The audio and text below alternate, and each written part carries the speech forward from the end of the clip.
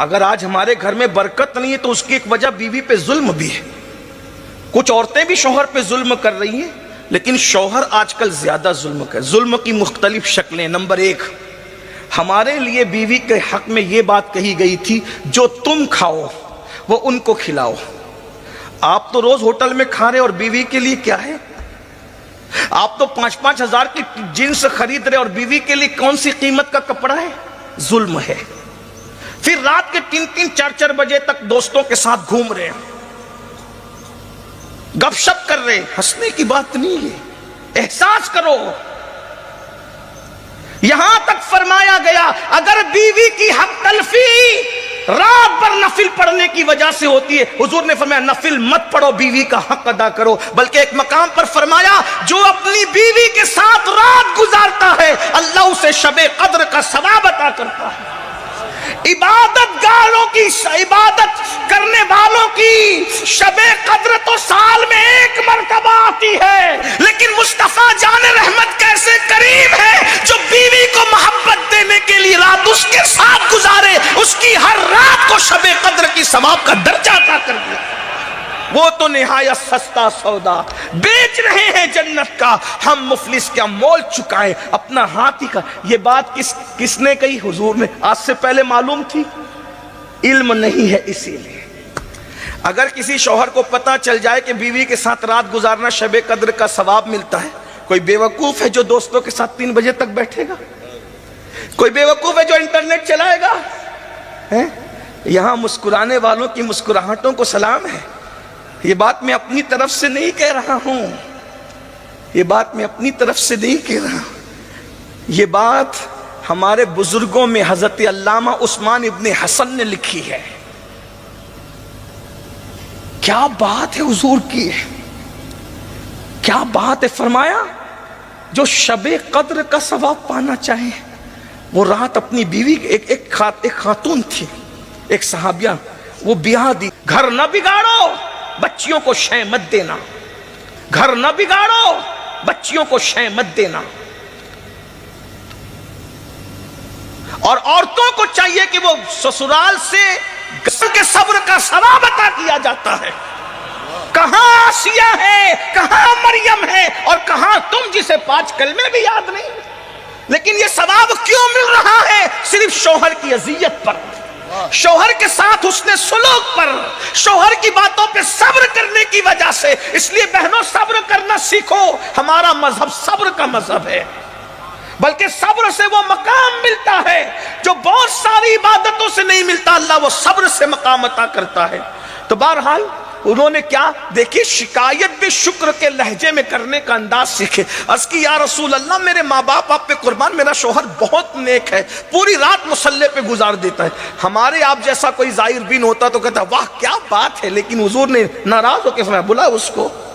جب وہ شخص آئے تو کہا کیا تم مجھ سے زیادہ اللہ سے ڈرتے ہو؟ آقا فرمائے کیا تم مجھ سے زیادہ اللہ سے ڈرتے ہو؟ میں روزہ بھی رکھتا ہوں، افطار بھی کرتا ہوں، میں سوتا بھی ہوں اور میں عبادت بھی کرتا ہوں، یہ میری سنت ہے. فرمایا اپنی بیوی کے ساتھ رات گزارو، پوری رات مصلے پہ نہ گزارو. یہ حضور علیہ السلام نے. ایک بات میں عرض کروں بہت معذرت کے ساتھ، یہاں ایسا نہیں ہوگا راجستھان میں، لیکن چونکہ ہم آپ کی دعاؤں سے پورے ہندوستان جاتے ہیں. آج شادی شدہ عورتیں ناجائز تعلقات کرتی ہوئی دیکھی جا رہی ہے. اس کی سب سے بڑی وجہ یہ ہے کہ شوہر بیوی کو نہ ٹائم دے پا رہا ہے نہ پیار دے پا رہا ہے. یہ بڑی وجہ ہے. پہلے لوگ غربت کی وجہ سے ایسا کرتے تھے اور اب لوگ خواہشات کی وجہ سے ایسا کرتے ہیں. سیریلوں کا دور ہے، فلموں کا دور ہے.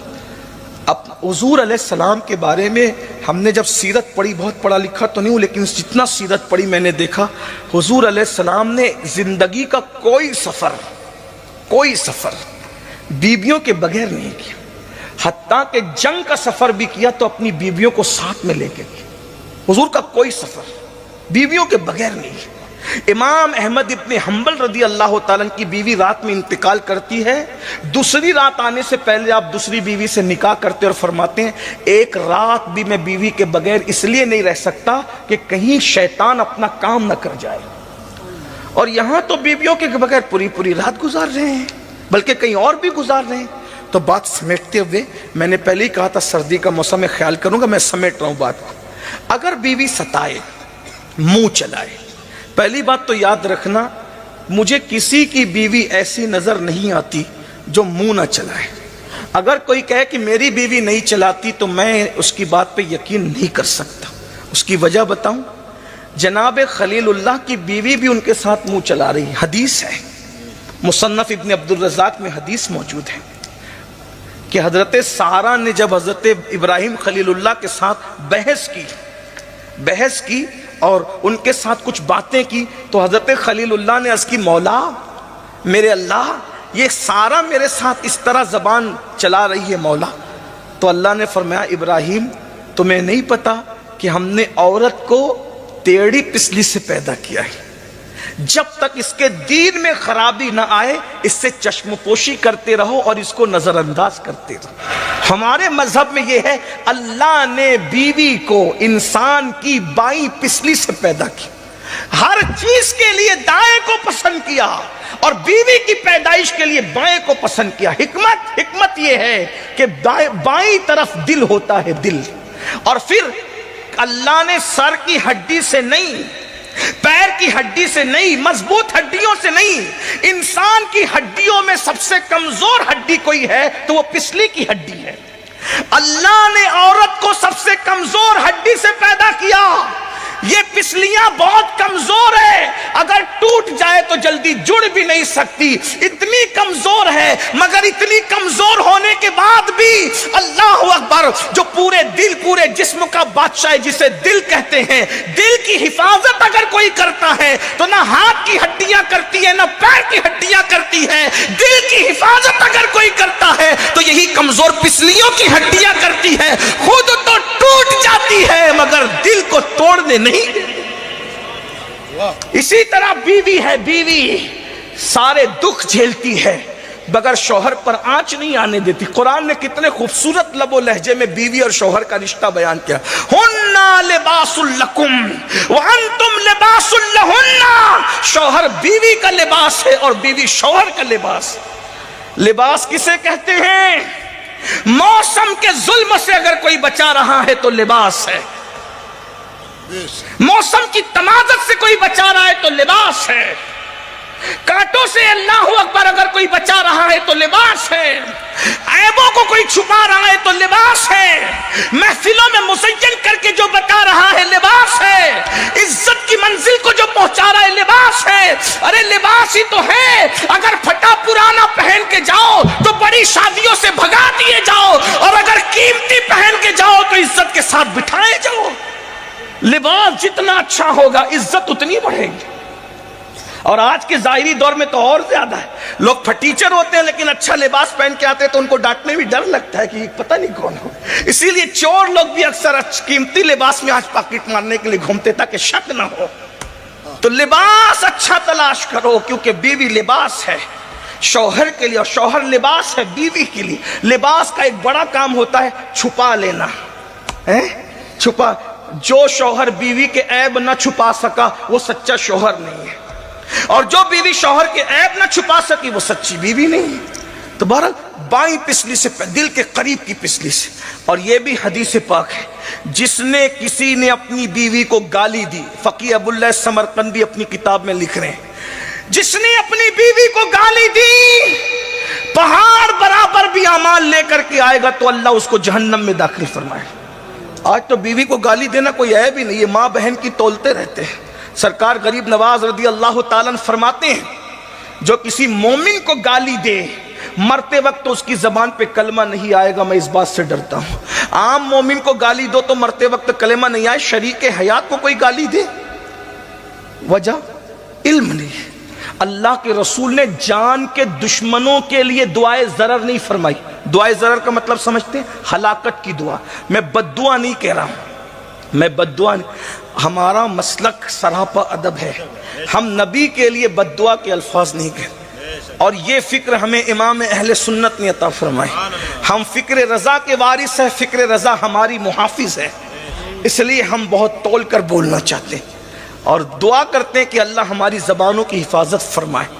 ہاں ہاں، اور یاد رکھیے، ہم جب بھی منبر پر آتے ہیں تو کوئی ضروری نہیں ہے کہ ہر کہنے والے کی بات کی ہم تصدیق کریں۔ ہماری تصدیق ہر منبر پر اسی بات کی ہے جو شریعت مطہرہ کی حدوں میں ہے، اور جو شریعت کی حد میں بات نہیں کہی گئی ہم اس سے بیزار کہیں کسی منبر پر۔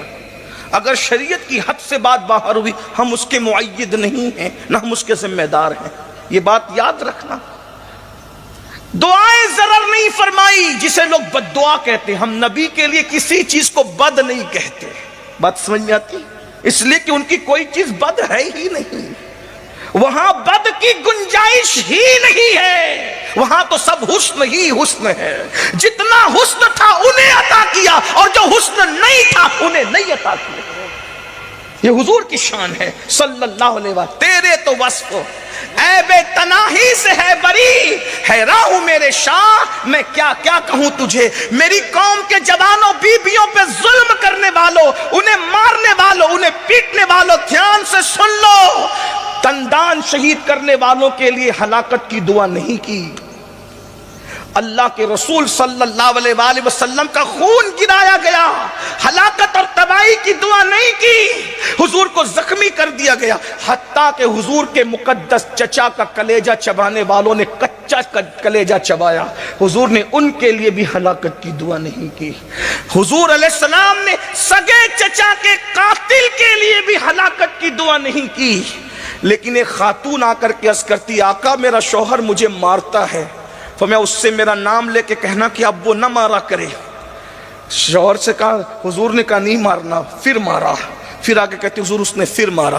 اپنی چادر دی، یہ میری چادر ثبوت کے طور پہ لے جا کہنا، حضور نے منع کیا مت مارنا، تو اس نے چادر دیکھ کے بھی پھر مارا، اس کا نام حارث تھا، ہاتھ اٹھایا اور دعا کی اللہ حارث کو ہلاک کر دے، حارث کو برباد کر دے، حارث کو تباہ کر دے۔ محدثین کہتے ہیں السلام علیکم ورحمۃ اللہ وبرکاتہ، میرے پیارے بھائیوں بہنوں، جیسے کہ آپ ہم سے بہتر علماء کرام کے زبان سے بیان کو سماعت کر رہے تھے، میں آپ کا مہربان قاری نور عالم۔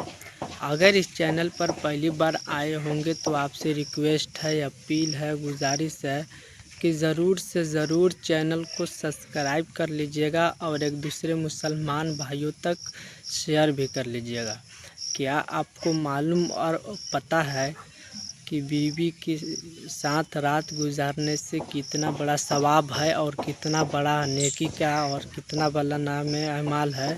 یہ سب آپ کو کچھ بھی معلوم نہیں ہے، تو میں نے سوچا کہ چلو یار اس پیغام کو شیئر کرنا بہت ہی ضروری ہے کہ آج کل کے نوجوان، آج کل کے مسلمان جو ہوتے ہیں نا، وہ بہت سارے لوگ نہیں جانتے ہیں اس کے بارے میں، اس کی حقیقت کیا ہے، اس کی کتنی بڑی ثواب ہے، اس کی کتنی بڑی نام اعمال ہے، تو یہ سب آپ کو جانکاری میں نے پیش کر دیا ہو۔ یہ اب آپ کی ذمہ داری ہے کہ آپ ایک دوسرے کے پاس اس پیغام کو شیئر کر پاتے ہیں یا نہیں کر پاتے ہیں۔ کر لیتے ہیں تو آپ کو بہت ہی بڑی ثواب ملے گا، اور چینل پر پہلی بار آئے ہوں گے تو آپ سے آگرہ یہی ہے کہ ضرور چینل کو سبسکرائب بھی کر لیجئے گا۔ کتنی بڑی ثواب ہے، کتنی بڑی حقیقت، یہ سب سید امین القادری صاحب نے بتا دیے۔ میں آپ کا مہربان قاری نور عالم، میں آخری بات یہی کرنا چاہتا ہوں کہ ایک دوسرے کو معلوم اور پتہ نہیں رہتا ہے، تو اس ویڈیو کو ہمارے سنی مسلمان بھائیوں تک بھی شیئر کر لیجئے گا، تاکہ ہر ایک مسلمان بھائیوں کو معلوم اور پتہ چل جائے کہ بیوی کے ساتھ رات گزارنے سے کتنی بڑی ثواب ہے، کتنی بڑی نیکی کا کام ہے۔ کتنے لوگ ہوتے ہیں کہ آج کل کے نوجوان کی بیوی سے ایک دم دور رہتے ہیں، تو وہ سب اپنے جان جائیں گے نا، تو ایسی حرکت نہیں کریں گے۔ تو میں آپ کا مہربان قاری نور عالم، خدا حافظ، دعاؤں میں یاد رکھیے گا۔